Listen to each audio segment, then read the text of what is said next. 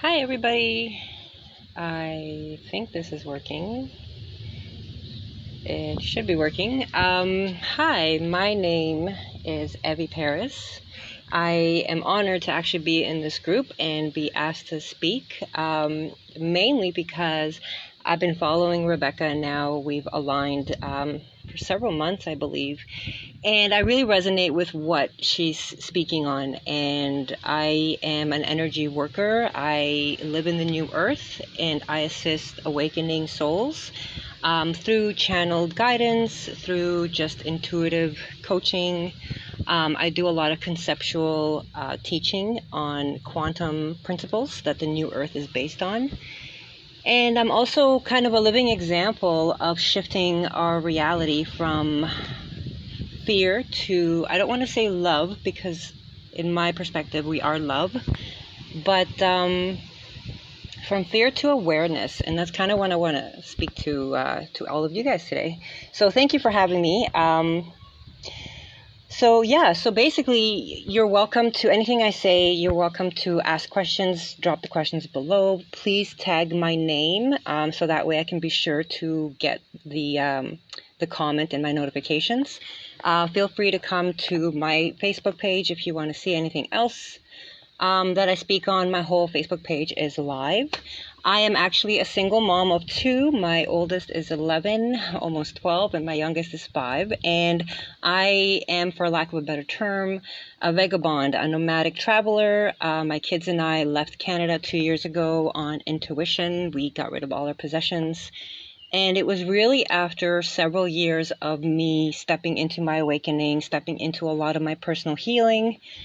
And I had gotten to a point where it was time to kind of level up and apply my skill sets on a reality that was more present, on a reality that I call more New Earth, in the sense that the New Earth is about now. It doesn't exist in the past. It doesn't exist in the future. It's about being aware, being grounded, present in the moment, and observing everything from a higher dimension, which is like a higher point of view. And this applies to everything. For me, it started off with my personal healing. My life had just about 10 years ago, 11 years ago or so. My life basically started crumbling piece by piece. I became a single mom of a very young child, my first child. My marriage just kind of fell apart overnight. My job was falling apart very quickly. It was a long career and it was like my top year, and somehow it all just crumbled. Everything, friends, relatives, everything just kind of poof, went away. By the way, if you're commenting anything, I'm on my screen is the other way, so I can't see, but I will look back later. So my whole world kind of crumbled, and a lot of people that are going through some sort of awakening or some sort of shift in reality, so all of a sudden we start to question more things. All of a sudden we start to observe our reality from a different way. A lot of us started kind of in bad conditions. It wasn't like rainbows and sunshine. It was really like for me, it was my life was crumbling all around me. And it got to a point where I was sick and tired of hearing myself complain, because it's like one more thing goes wrong, if one more thing goes wrong, and sure enough, it would. Everything going wrong also provided me time to finally stop the rat race. My career ended in a way where I got a certain amount of severance money that allowed me to stay off work for a bit, but then I never went back, because from there, everything just kind of started unraveling for me. Without going too much detail into my personal life, I do want to kind of touch base on a few things. I do have a few notes, don't mind me, because I want to leave you with a few references and tricks that have worked on my path in providing me clarity, mindfulness, awareness, the ability to perceive things from multiple point of views, not that tunnel vision, that reactive tunnel vision. And more importantly, it allows me to take that moment between reaction and response. So it has allowed me to completely change my life, because I used to react from a victim mentality. I used to react. My phone is beeping, I'm sorry. Sorry about that, guys. lie, right? Yeah, I used to react from a victim mentality. I used to react from being defensive because I was really wounded. I had a very abusive, turbulent childhood. And a lot of us, I think, can relate because we're going through kind of this global shift of, parents that are waking up, adults that are waking up, and we are starting to shift. We are starting to break cycles that our parents passed on to us, and their parents passed on to them, and so on and so forth. So, early in my awakening, if you will, somebody gifted me a book, and this book is written by Don Miguel Ruiz, forgive my pronunciation, and it's the Four Agreements. It's well known to a lot of people, but if you haven't heard it, it's a little short book, a very quick read. There is a mini version, but I do suggest the full version. You can get like a pocketbook version with little quotes. Even if you're not a big reader, the full version is not that big, but if it resonates, of course. So the Four Agreements was gifted to me coincidentally, and intuitively, serendipity, is that a word? And I want to run over kind of briefly what the Four Agreements are and how that applied to me and what I was able to kind of learn from that. So the first agreement, so this is basically Toltec wisdom, and it's passed on. I believe Toltec is in the Mayans. I could be wrong, forgive me.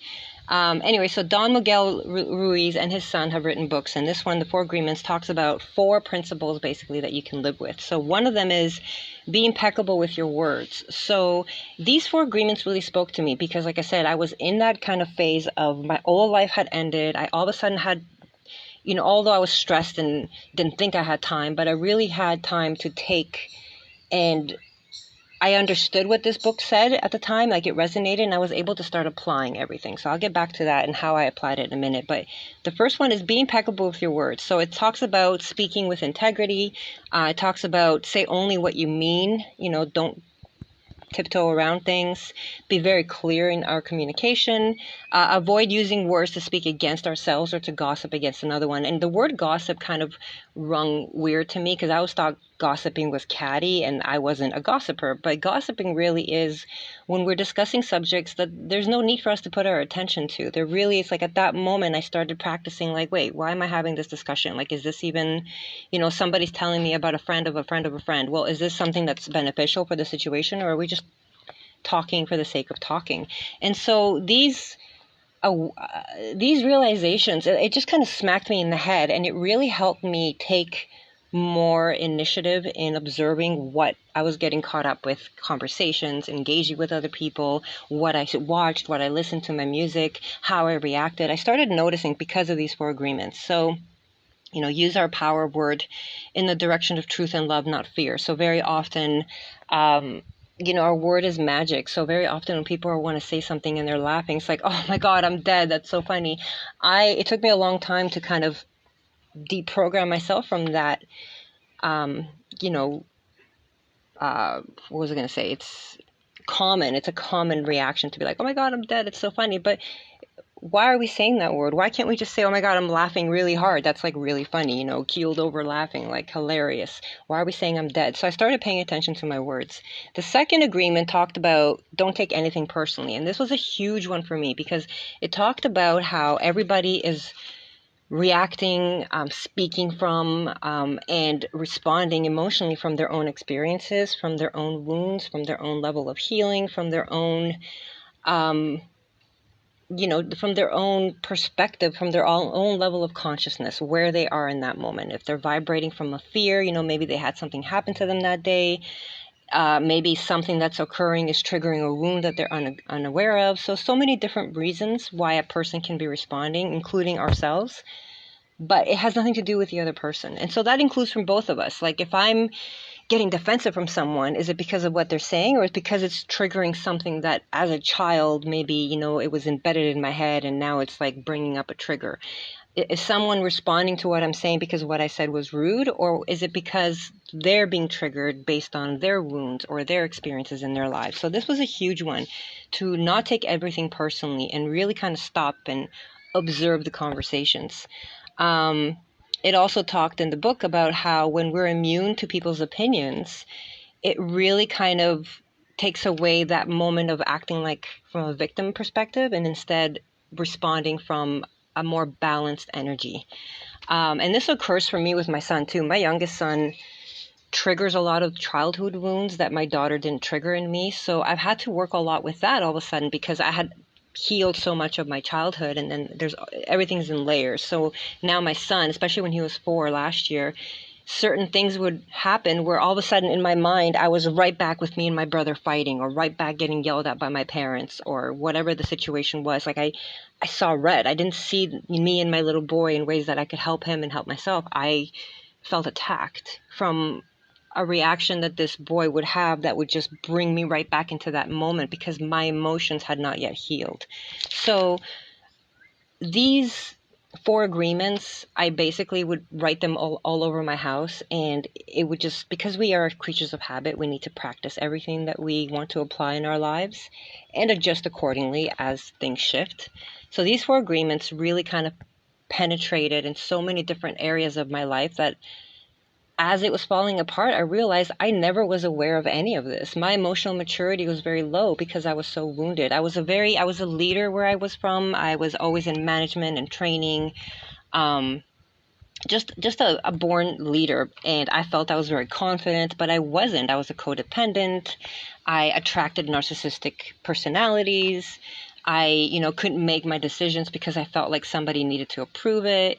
And so once I became a mother, that's really when the reality started shifting in not my awareness, but how I was reacting wasn't what I wanted my daughter to accept. And it's like, why am I accepting what I wouldn't want her to accept? Why am I accepting bullying and abuse that I wouldn't want her to accept? And so the 4 agreements was a way for me to start seeing things that I was not aware of. So the last 2 agreements, I'll try to make it quick. Sorry, I think I'm rambling a little too much, but everything I have to say, I'm sure it will resonate for someone. So the third one is don't make assumptions. So this was another one as well, is find the courage to ask questions rather than make assumptions. Remember in school, I don't know, at least I do in grade school, our teacher used to write assume on the board, and she'd like, ASS, and she'd be like, it makes an ass out of you and me when you assume. And that really stuck with me. So this was a more easy agreement to remember. But I didn't realize until I read that book how much I was letting things slide. Because I didn't have the guts to speak my mind. And that's another one. It says, don't make assumptions, communicate as clearly as you can, so to avoid misunderstandings. And I wasn't doing that. I was such a codependent. And sometimes I noticed that with my children as well, is I wouldn't do that. I wouldn't be clear that, right now, mommy is feeling tired. The kitchen's closed. Here are the snacks if you want them. Or right now, I make sure they're all fed. And I'm like, mom's going to go do a live. If you guys need each other, help each other. Please be kind, at least for the half hour or hour, however long I'll be gone.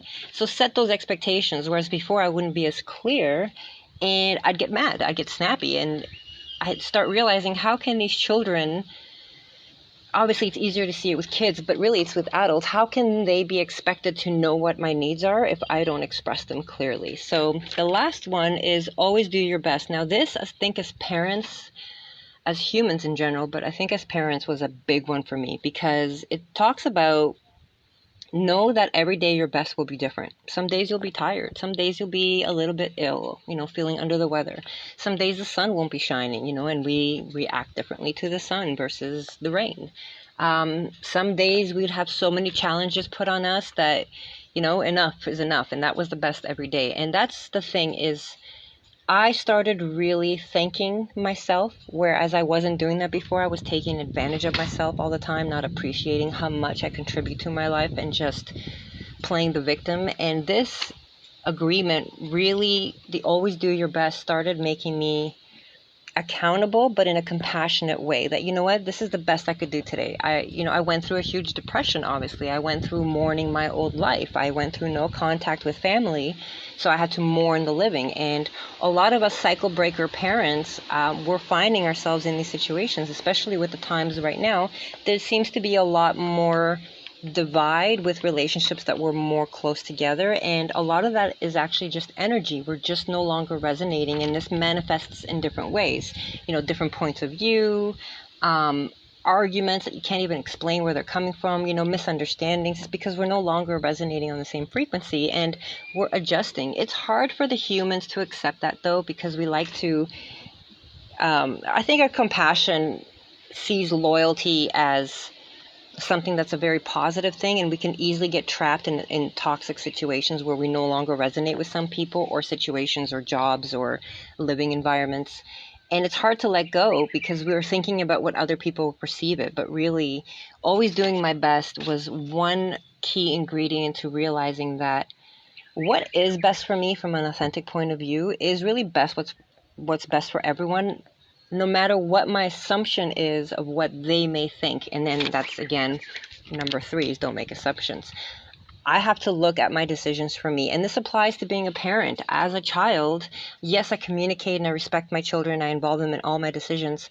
But I discuss why I feel this decision is good. I discuss why I feel maybe we need to postpone on something else that we might decide on. And I'm very clear with my communication. But I also, sorry, I almost lost my train of thought there for a second. I also communicate with them that, what, this feels right. Like, I speak a lot about my intuition and how things feel, not just my intuition, their intuition, and to really analyze how things feel in their body. Does it feel good? Are we jumping at something because it's like the thing to do? Or are we really jumping something because we're brave and we feel like we meant to do it, even though it might feel a little scary, like things like that. Being nomadic was a big step for that. We were going into the unknown, and I was with a 9 and a 3-year-old discussing with them how they feel about such a huge move. And it was still ultimately my decision as the parent. But looking back, absolutely was the best move. My kids obviously see that now. But we had to do what was right for me because it was right for them. As a parent, I might have had a lot of thoughts back then of, oh my God, what am I doing to them? I hope I don't mess up their lives. But looking back, no, what was best for me and the healthiest step for me as their parent ended up being the healthiest step for them too. So those are the 4 agreements. Be impeccable with your words. Don't take anything personally. Don't make assumptions, and always do your best. And I want to cover 2 more things really quickly about that. So for me, when I really started wrapping my brain around all of this, I had to apply the skill set. And we are, as a trained trainer in the 3-dimensional world, this was something that I could break down and explain to myself. So one skill set that I really want to emphasize was practicing one skill set for a long period of time is so beneficial. So what I did was, I remember for a month, which ended up being almost 2 months, I had dedicated myself to simply just observing my thoughts. I lacked the skill of being aware. So if I was doing the dishes and my mind went into like an inner chitter chatter babble about something that happened, the kids were fighting, or I had a fight with my ex at the time that I was going through a divorce with, or my neighbor pissed me off, I would catch my thoughts. And it's not about judging our thoughts, it's about being aware of where our brain is going to. And if it's a set of thoughts that is not benefiting us in any way, it's just creating anxiety, it's having us stuck in the past or too much into the future, I need to redirect, kind of like a toddler, you need to redirect them. So same with my brain, I needed to redirect my thoughts. So it wasn't about don't think bad thoughts, think good thoughts. It's how do I shock my system and create new neural pathways in my brain so I can create a new reality versus forcing the old one to go away. Because if I'm giving attention to the old one to go away, I'm still just giving it attention, so it's not going away. So what I would do as soon as I caught myself in a ramble of thoughts that I chose to not be in, I would do random things that shock my system. I would stop, I would drop, say I was doing the dishes, I would drop it immediately, turn off the water, and spring into jumping jacks. Because clapping has an energetic way of clearing dense energy. So especially if I was replaying some sort of toxic event in my head, the clapping helps a lot with clearing energy, and the jumping jacks create motion in your body the same way, because it's bringing more oxygen, the same way deep breathing would. I don't meditate still. A lot of people have this misconception that meditation is about keeping your mind still and your body still. That's not correct. Meditation is about awareness, observation of thought. It's about observing where your human brain is going based on the programs that is spitting out, and then adjusting accordingly. So I would do jumping jacks. I would do anything that gave me joy or gratitude. So I would drop on the floor and play with my daughter, who at the time when I was doing this was like 4 years old. I would take my dog and go for a gratitude walk, which was like a walk around the block where I would just say things I was grateful for. And it didn't have to be something I wanted. It had to be something in the present. I'm grateful for the clouds. I'm grateful for the trees. I'm grateful for these awesome shoes. I'm grateful for my favorite shorts. I'm grateful for my friend. I'm grateful for my daughter. Anything you want to be grateful for. Because what that does is it shifts our frequency.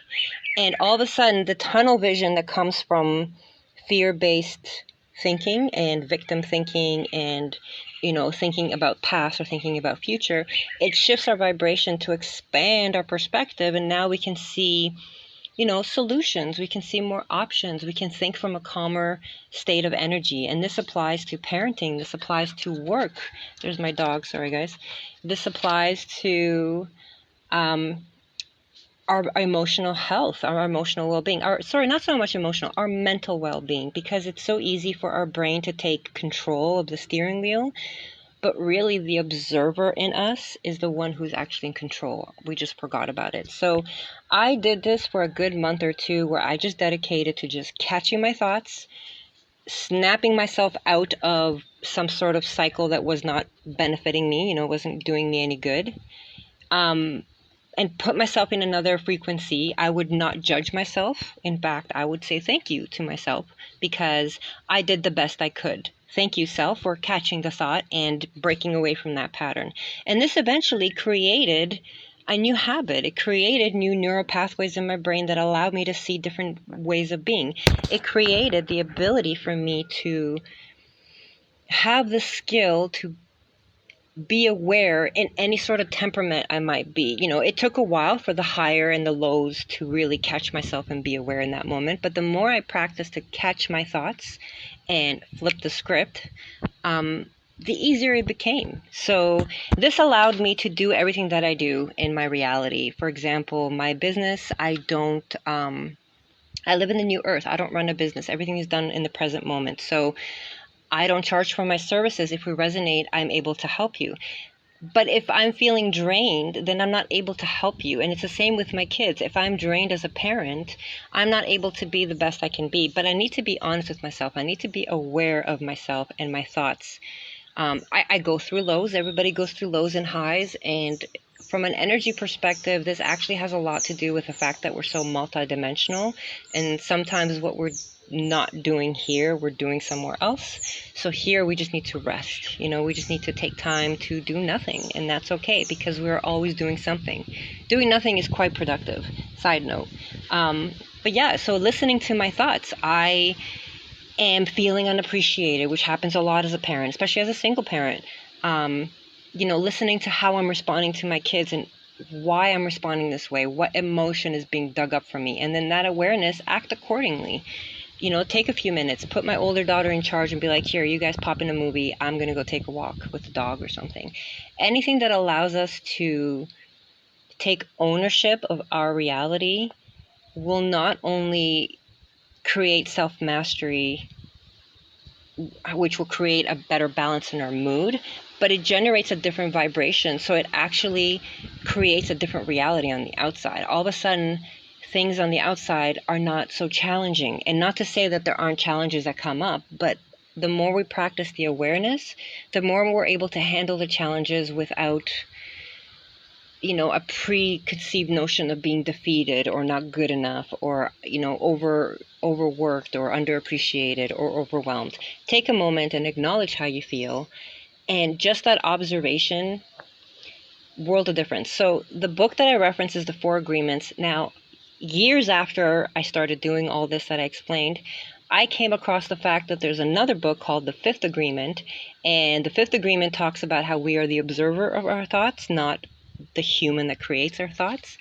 And basically, I read the book and I was just mind blown because it talked about everything that I had just done the last few years that completely shifted my reality. So if I can leave you with anything, it would be the reference of these two books, that completely changed my mindset, which is the 4 agreements and then the 5th agreement. And the skill set, practice anytime, no judgment. Anytime that we can observe our thought is just an added bonus for our reality, for our energy's sake, for our mental health, for our physical health, all of that. For our children's relationship with us, for our relationship with other people. Anytime we can observe our thought and observe what's happening, observe our emotions. I say self-interrogate a lot, and sometimes it helps if we do it from a third party perspective. You can call yourself by your own name. Like I could, ask Evie questions. For me, I'm more comfortable with referring to myself as my human. So I'm speaking from my consciousness to my human.